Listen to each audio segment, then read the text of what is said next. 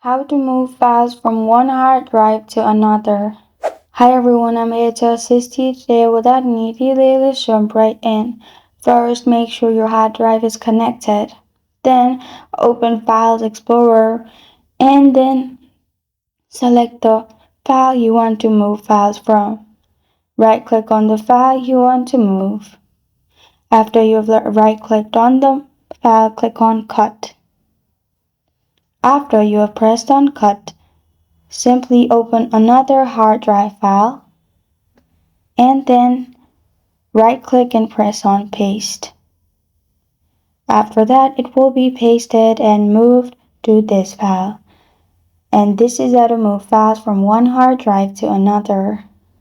Thank you for joining me today. If this video helps you out, please leave a like and subscribe for more. Got a question or want to suggest a topic? Comment below. Thank you for watching.